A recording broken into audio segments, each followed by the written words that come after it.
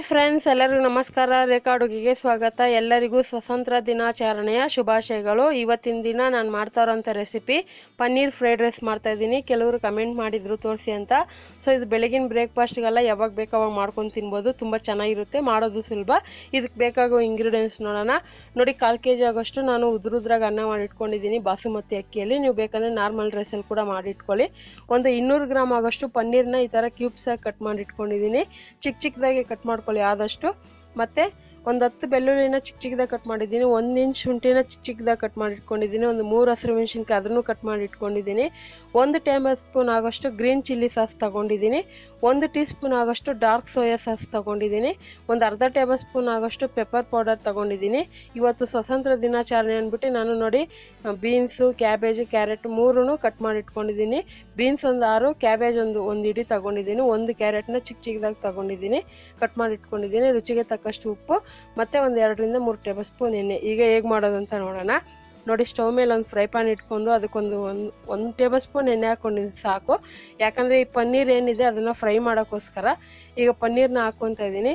So ಆದಷ್ಟು ಪನ್ನೀರ್ನ ಮಕ್ಕಳಿಗೆ ತಿಂಗಳಲ್ಲಿ ಒಂದು 2 ರಿಂದ 3 ಸರಿ ಕೊಡಿ. ತುಂಬ ಹೆಲ್ತಿಗೆ ಒಳ್ಳೆಯದು. ಪನ್ನೀರು ತುಂಬ ಚೆನ್ನಾಗಿರುತ್ತೆ.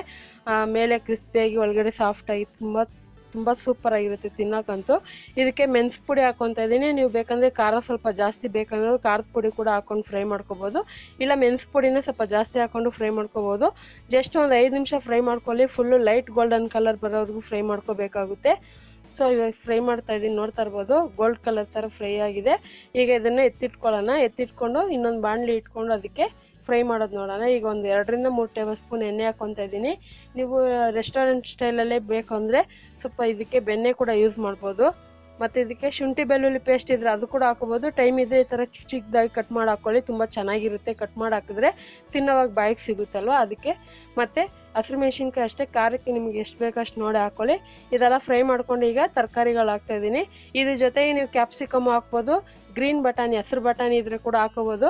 ಆದಷ್ಟು ಇವತ್ತು ಫ್ರೀ ಆಗಿರ್ತೀರಲ್ಲ, ಆದಷ್ಟು ನನ್ನ ಚಾನಲಲ್ಲಿ ರೆಸಿಪಿಗಳು ನೋಡಿ ನಿಮ್ಗೆ ಯಾವುದಾಗುತ್ತೆ ಅದು ಇಷ್ಟ ಆಗಿರೋದನ್ನ ನೀವು ಟ್ರೈ ಮಾಡಿ ನಿಮ್ಮ ಅನಿಸಿಕೆನೇ ಕಮೆಂಟ್ ಮೂಲಕ ತಿಳಿಸಿ ಅಂತ ಕೇಳ್ಕೊತಾ ಇದ್ದೀನಿ.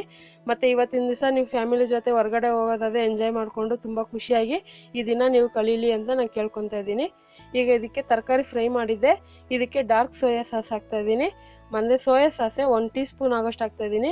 ನೀವು ಬೇಕಂದರೆ ಗ್ರೀನ್ ಚಿಲ್ಲಿ ಸಾಸ್ ಇಲ್ಲಾಂದರೆ ರೆಡ್ ಚಿಲ್ಲಿ ಸಾಸ್ ಕೂಡ ಹಾಕೋಬೋದು. ಕಲರ್ ಡಿಫ್ರೆಂಟಾಗಿ ಬರುತ್ತೆ, ತುಂಬ ಚೆನ್ನಾಗಿರುತ್ತೆ. ಸ್ವಲ್ಪ ಖಾರವಾಗಿ ಮಾಡ್ಕೊಳ್ಳಿ. ಈ ಕ್ಲೈಮೇಟ್ಗಂತೂ ಸ್ವಲ್ಪ ಖಾರವಾಗಿ ಏನೇ ಮಾಡ್ಕೊಂಡು ತಿಂದರೂ ತುಂಬ ಚೆನ್ನಾಗಿರುತ್ತೆ. ಸೊ ಸಾಸೆಲ್ಲ ಹಾಕಿ ಜಸ್ಟ್ 1 ನಿಮಿಷ ಫ್ರೈ ಮಾಡಿದ್ಮೇಲೆ ಈಗ ರೈಸ್ ಹಾಕ್ಕೊತಾ ಇದ್ದೀನಿ. ರೈಸ್ ಕೂಡ ಅಷ್ಟೇ ನೋಡಿ ಹಾಕ್ಕೊಳ್ಳಿ. ನೀವು ಬಾಸುಮತಿ ಅಕ್ಕಿಯಲ್ಲೇ ಮಾಡಬೇಕಂತೇನಿಲ್ಲ, ನಾರ್ಮಲ್ ನಿಮ್ಮ ಮನೇಲಿ ಯಾವ ರೈಸ್ ಇದೆ ಅದರಲ್ಲೇ ಉದುರುದ್ರಾಗ ಅನ್ನ ಮಾಡ್ಕೊಳ್ಳಿ. ಈಗ ಇದನ್ನು ಸ್ವಲ್ಪ ಮಿಕ್ಸ್ ಮಾಡ್ಕೊಂಡಿದ್ದೀನಿ. ಇದಕ್ಕೆ ಮೆಣಸು ಪುಡಿ ಹಾಕ್ಕೊತಾ ಇದ್ದೀನಿ. ಆಲ್ರೆಡಿ ನಾವು ಪನ್ನೀರ್ಗೂ ಹಾಕ್ಕೊಂಡಿದ್ದೀನಿ ಮೆಣಸು ಪುಡಿ, ಮತ್ತು ಹಸಿರು ಮೆಣಸಿನ್ಕಾಯಿ ಹಾಕಿದ್ದೀನಿ. ಖಾರಕ್ಕೆ ಗ್ರೀನ್ ಚಿಲ್ಲಿ ಸಾಸ್ ಕೂಡ ಹಾಕ್ಕೊಂಡಿದ್ದೀನಿ. ಈಗ ಪನ್ನೀರ್ ಹಾಕ್ಕೊತಾ ಇದ್ದೀನಿ. ಸ್ವಲ್ಪ ಖಾರವಾಗಿ ತಿಂದರೆ ಚೆನ್ನಾಗಿರುತ್ತೆ. ಈ ಪನ್ನೀರು ಸ್ವಲ್ಪ ಸಾಫ್ಟಾಗಿರುತ್ತೆ, ಸಪ್ಪೆ ಹೊಡೆಯುತ್ತಲ್ವ, ಅದಕ್ಕೋಸ್ಕರ ಸ್ವಲ್ಪ ಖಾರ ಜಾಸ್ತಿ ಯೂಸ್ ಮಾಡಿ. ಈಗ ಇದನ್ನು ಕಡಿಮೆ ಊರಿನಲ್ಲಿ ಏನಿಲ್ಲ ನಾನು ಒಂದು 2 ರಿಂದ 3 ನಿಮಿಷ ಚೆನ್ನಾಗಿ ಮಿಕ್ಸ್ ಮಾಡ್ಕೊಳ್ಳಿ. ಆವಾಗ ನಾವು ಹಾಕಿರೋಂಥ ಸ್ಪೈಸಸ್ ಎಲ್ಲ ಚೆನ್ನಾಗಿ ಪನ್ನೀರ್ಗೆ ರೈಸ್ಗೆಲ್ಲ ಇಟ್ಕೊಳ್ಳುತ್ತೆ. ನೋಡಿ, ಇವತ್ತಿನ ರೆಸಿಪಿ ಇಷ್ಟೇ. ಎಷ್ಟು ಸಿಂಪಲಾಗಿ ಕಲರ್ಫುಲ್ಲಾಗಿ ಪನ್ನೀರ್ ಫ್ರೈಡ್ ರೈಸ್ ಮಾಡೋದು ಅಂತ ಗೊತ್ತಾಯ್ತಲ್ಲ. ಹಾಗಾದರೆ ರೆಸಿಪಿ ನಿಮ್ಗೆ ಖಂಡಿತ ಇಷ್ಟ ಆಗಿದೆ ಅಂದ್ಕೊತೀನಿ. ಇಷ್ಟ ಆಗಿದೆ, ನೀವು ಕೂಡ ಇವತ್ತೇ ಟ್ರೈ ಮಾಡಿ ಹೇಗಿದೆ ಅಂತ ನಿಮ್ಮ ಅನಿಸಿಕೆನ ಕಮೆಂಟ್ ಮೂಲಕ ತಿಳಿಸಿ. ಆದಷ್ಟು ನನ್ನ ಚಾನಲಲ್ಲಿ ಒಳ್ಳೊಳ್ಳೆ ರೆಸಿಪಿಗಳಿದೆ, ನೀವು ನೋಡಿ ಟ್ರೈ ಮಾಡಿ ಅಂತ ಕೇಳ್ತಾ ಇದ್ದೀನಿ. ಮತ್ತಷ್ಟು ಈಸಿ ರೆಸಿಪಿಗೋಸ್ಕರ ರೇಖಾ ಅಡುಗೆ ಚಾನಲ್ನ ಸಬ್ಸ್ಕ್ರೈಬ್ ಮಾಡಿ, ಶೇರ್ ಮಾಡಿ, ಲೈಕ್ ಮಾಡಿ. ಈ ವಿಡಿಯೋ ನೋಡೋದಕ್ಕಾಗಿ ಎಲ್ಲರಿಗೂ ಧನ್ಯವಾದಗಳು.